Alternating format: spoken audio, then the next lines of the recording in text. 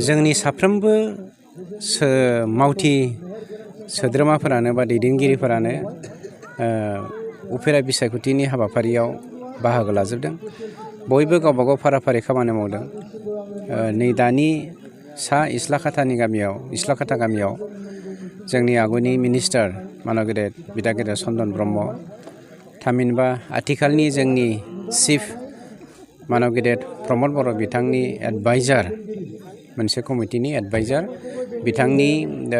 बिथांजों लोगोसे जों सानैजों बहाय फैदों। खोब गोजोननाय मोन्दों। मानसिफोर रायजो राजाफ्रा लैहोर दिनै UPPL दोलोखौ बरायदों।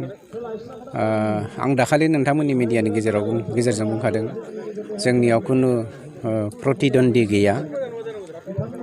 जाय बिथांमोना बेवहाय गावसोरनि बिजाथिखौ होदों, बिथांमोना जास्ट गावसोरनि अस्तित्व मान सन्माननि रैखाथिनि थाखायल' माबाखौ होनाय जादों, टिकेटखौ होनाय जादों।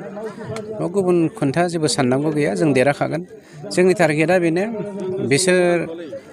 बिथांमोना जुदिअ कन्टेस्ट खालामदोंब्लाबो जोङो माबोरै आउट अफ 2,17,000 जोङो 1,20,000 1,20,000 निफ्राय 1,00,000 भट मोननो हागोन, बेखौसो जों खामानि मावदों।